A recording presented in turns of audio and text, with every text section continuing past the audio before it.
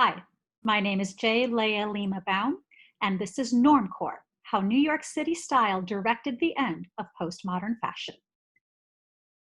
The term normcore exploded into the fashion lexicon in February 2014, when New York Magazine featured an article about a, quote, fashion for those who realize they're 1 in 7 billion, end quote.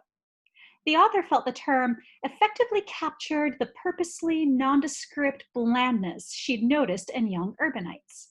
Both men and women were wearing, quote, ardently ordinary clothes, mall clothes, blank clothes, as lukewarm as the last sips of Delhi coffee, end quote. Young people who lived in the exciting metropolis of New York City were indistinguishable from unfashionable yokels. It was during this time that in Western fashion, a revival of 1990s fashion was taking place. The postmodern era was marked by a series of nostalgic revivals. Fashion had welcomed back broad brushstrokes of the 1960s, 1970s, 1980s, and by the early 2010s, enough time had passed that the 1990s could be elevated from passé to fashion forward. The fashionable silhouette skewed toward looser fitting, higher waist jeans, soft button-down flannels, and floral skater dresses. And for a younger crowd, these silhouettes were fresh and new. These garments carried a dual meaning, however. For those of an older generation who had lived through the 1990s and who were not dedicated followers of fashion, these were their own outdated clothes. They were nothing special, they were just normal. This was Normcore, a platform where the fashionable and the unfashionable could coexist. Following the publication of the New York Magazine article, thousands of online publications covered the topic, from legitimate journalists to homegrown bloggers, all determined to analyze, package, and disseminate the trend. Its viral spread across the internet led many to mock it, uncertain if it was anything more than a meme, a joke, or a prank. The fashion press found the idea refreshing. Fashion had tapped into an unexplored region, a place so normal it couldn't complete the word. It sublimates into hardcore, a portmanteau of uncompromising commitment to the idea of normality. The fashionable were norm to the core. This was the final fashion frontier. Those who dressed unfashionably were dressed at the height of fashion. The nuanced concept of dressing in a normcore style could be paired to two tenets.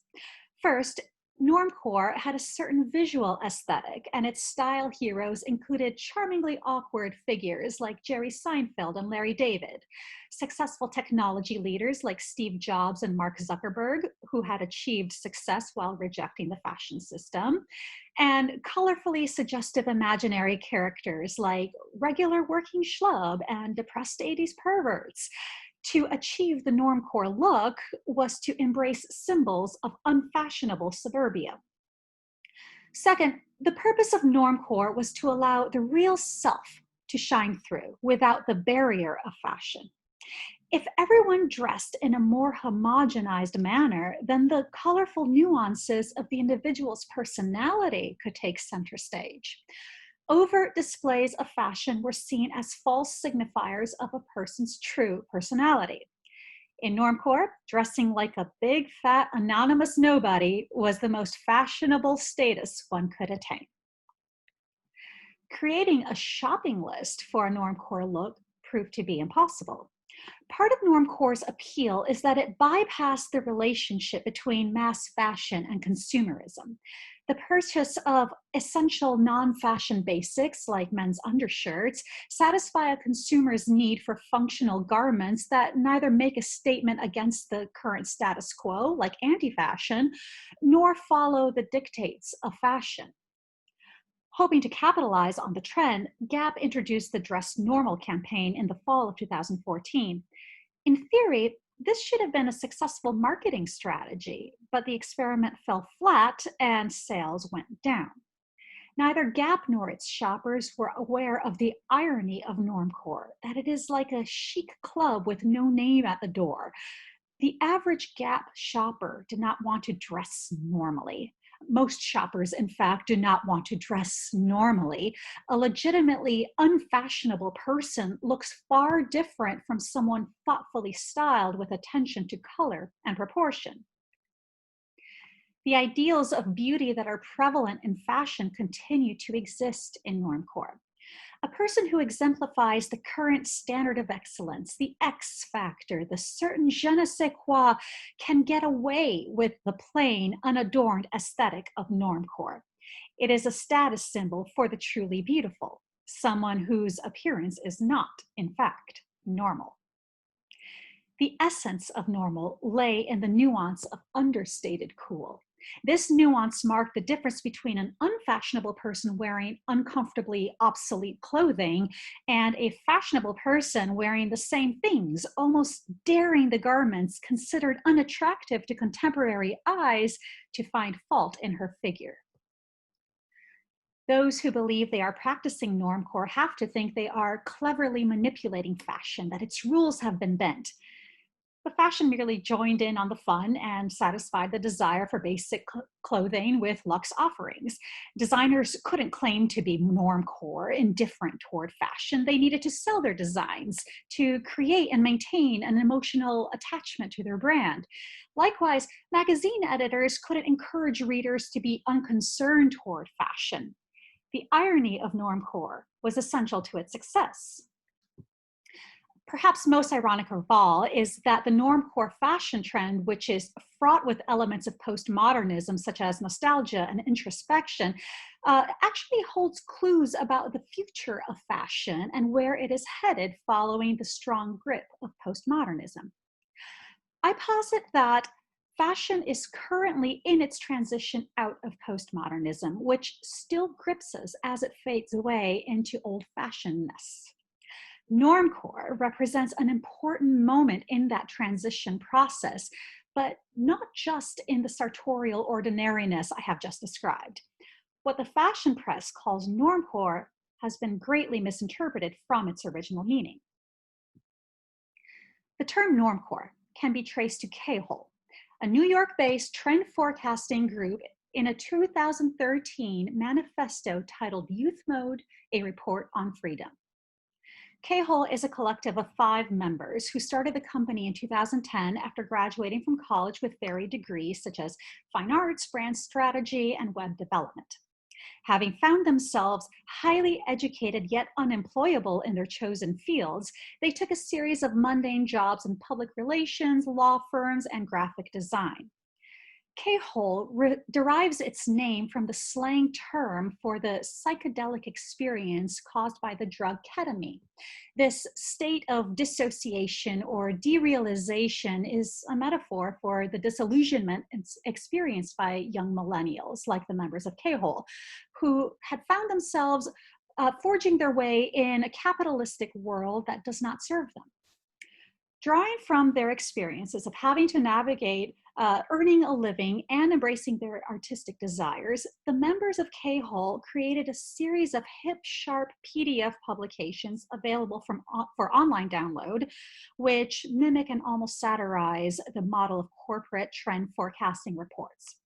Youth Mode was first presented at London's Serpentine Gallery in October 2013 at the 89 Plus Marathon, a festival by and about emerging thinkers born on or after 1989, which aimed to address the cultural norms of the millennial generation. 4 months later, New York Magazine picked up the story and made it mainstream. The Youth Mode text is not singularly concerned with fashion, but offers an analysis of general ideas of youth and consumerism, with particular interest in notions of sameness and difference, and community and belonging. The authors offer a diagram that illustrates these cultural fluctuations, of which normcore is but one concept. These concepts lie in a chart crisscrossed with axes of rebellion, tolerance, indifference, and empathy, and connected by poles of evasion, celebration, sameness, and difference.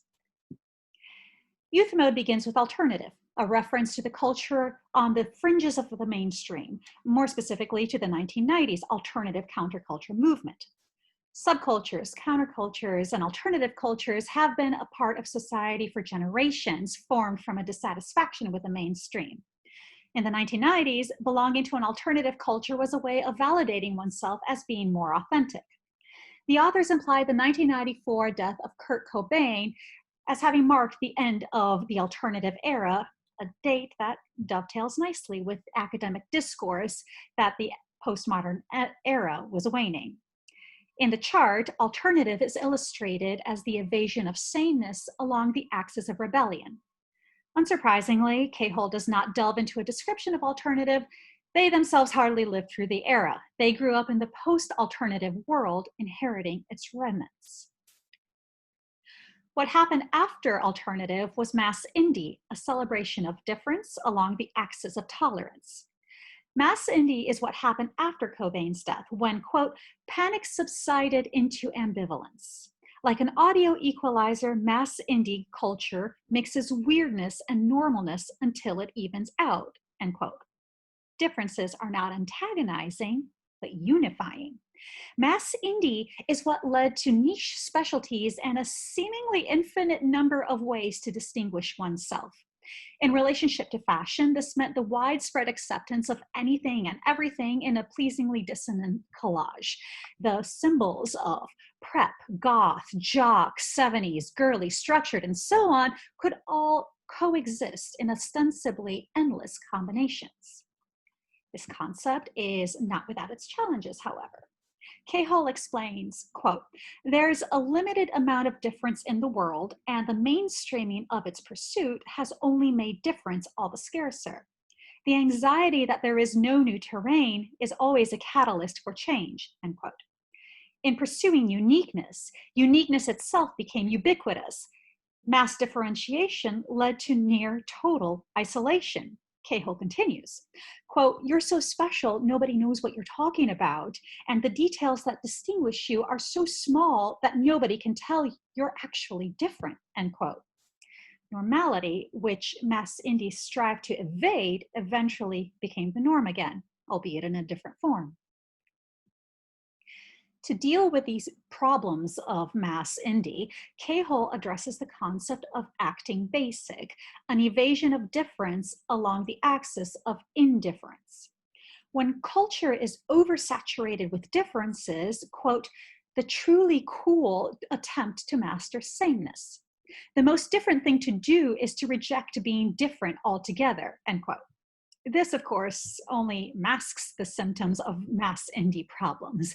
Seeking sameness as an antidote does not solve the demand for differentiation. The driving force in this pursuit is still differentiation. Acting basic is also fraught with issues of imitation and appropriation.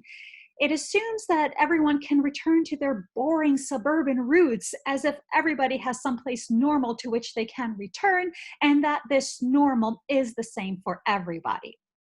This is the concept that the fashion press mistook to be normcore, seeking differentiation and sameness in one move. In youth mode, normcore is a celebration of sameness along the axis of empathy. But sameness is not the same as normal. Cahill explains, quote, to be truly normcore, you need to understand that there's no such thing as normal, end quote. This acceptance of an indefinable normality is the crux of normcore.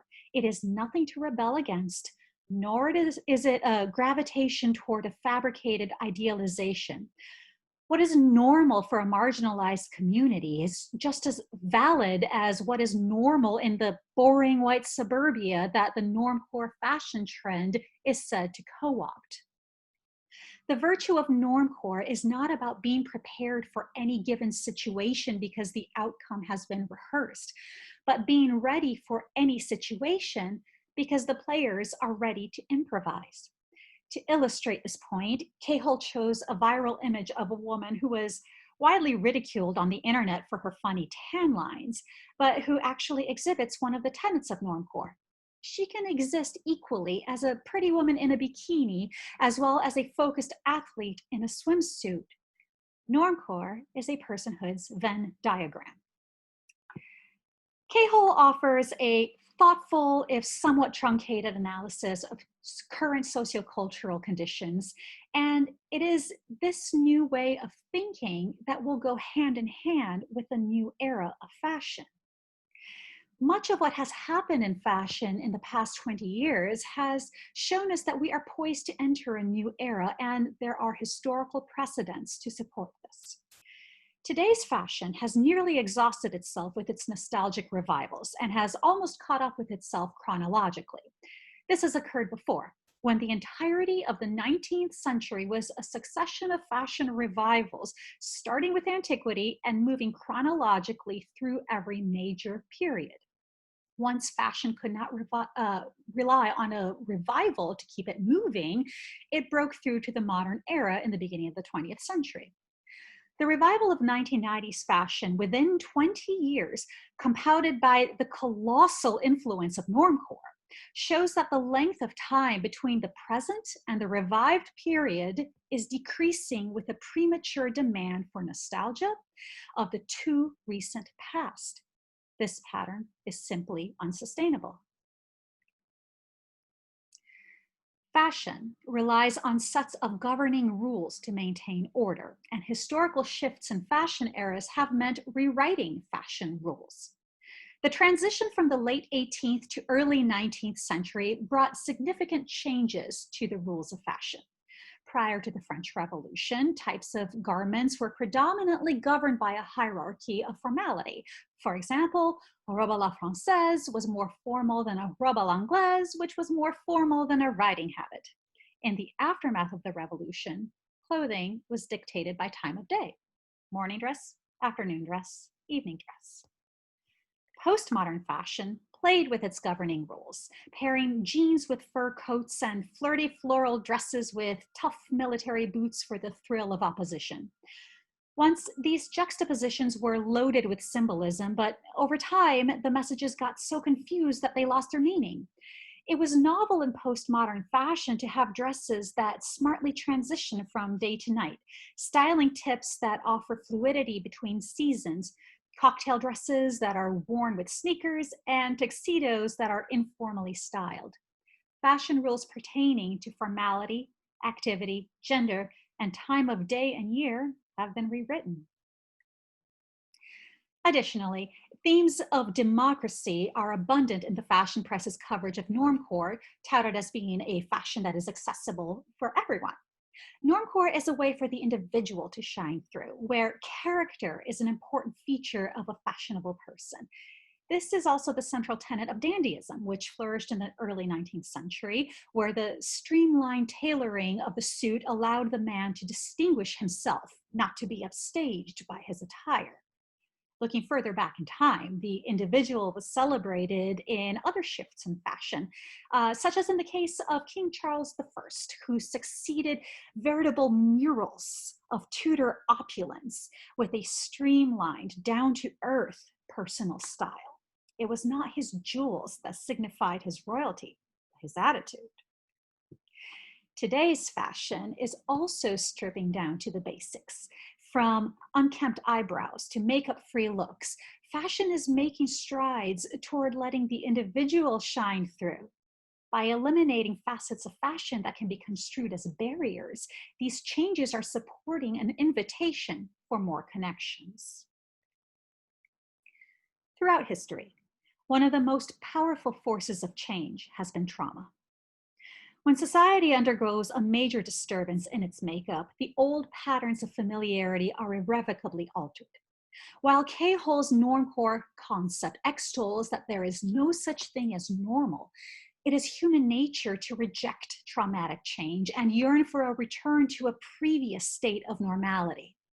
Warren G. Harding won the 1920 American presidential election in a landslide on a campaign based on a malapropic return to, quote, normalcy. Following the trauma and anxiety of World War I, the influenza pandemic of 1918, and major social and political reforms, Harding's promise of normalcy was a refreshing antidote for Americans. At that point, fashion had already crept into the modern era and descended even further into an exploration of what a modern normality would mean. For young girls who survived the trauma of watching their fathers and brothers go to war never to return, and family members succumb to influenza, a rebellious, live for today mentality shortened their hair and hemlines as they navigated the next decade. Earlier in history, the anxiety and trauma of the French Revolution also made a significant impact on Western fashion. Marie Antoinette, the queen of fashion, was led to the guillotine stripped of sartorial ornamentation, and most significantly, without the artifice of the stays that shaped her fashionable body. Fashion was left naked and vulnerable in the immediate aftermath of the Reign of Terror. And even further back, the Black Death was a recurring catastrophe in Europe, with repeated hauntings throughout the Middle Ages and beyond. Yet what emerged from the peak of the pandemic in the mid-14th century was the splendor of the Renaissance, speaking to the resilience of the human spirit. When Normcore made its mark on fashion in 2014, nobody could see the specific events of 2020. Collectively, humankind is experiencing a shared trauma unlike any other in recent years, and our sense of normality has been irrevocably altered. The sociocultural conditions of 2020 are slipping further and further into chaos, from the COVID-19 pandemic to political divisiveness and instability, to economic volatility, to impassioned protests against long-standing racial injustice, and are reweaving the fabric of our society. Fashion is not immune to these forces of change. Just as the members of K-Hole entered the working world to encounter a capitalistic structure that did not serve them, the current model of the fashion industry no longer serves us. In the past 20 years, fashion has only seemed to move at a frenetic hustle, with its pace increasing along with the speed of an Instagram like. In truth, fashion has been at a stalemate. What has been moving quickly is fashion's hyperactive dance, celebrating the latest fad to get absorbed and quickly discarded. Ready-to-wear was a great innovation of the 19th century, a way to make fashionable clothing for everyone. But it has devolved into a disconnected, impersonal process. Garments are literally made with no body in mind. Postmodern fashion is disproportionately focused on aspiration, where the newest trend is adopted but not allowed its natural decline, leaving fashion in a near continuous state of imitation without innovation. Normcore considers itself to be post-aspirational and signifies a resistance to the continuous distraction of the next shiny trend. This will not upset the natural push-pull of introduction, adoption, and decline of the fashion cycle, but will slow down the pattern of consumerism, bursting the bubble of fast fashion. The dominant paradigm, too, is being rewritten away from the Eurocentric model that has dominated Western fashion for centuries. Fashion has forever favored select few and will continue to do so. But what Normcore has shown us is a recent seismic shift in values.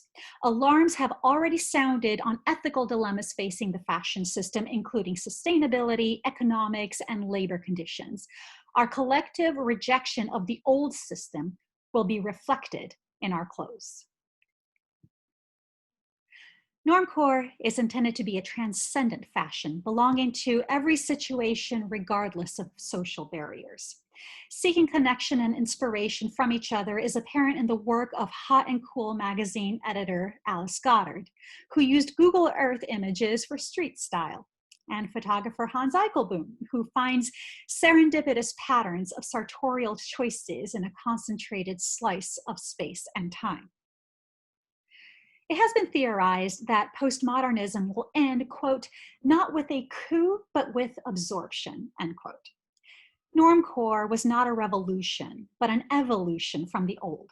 The next era in fashion is still being written, but Normcore has laid out the sociocultural conditions that will color the material culture that is to come.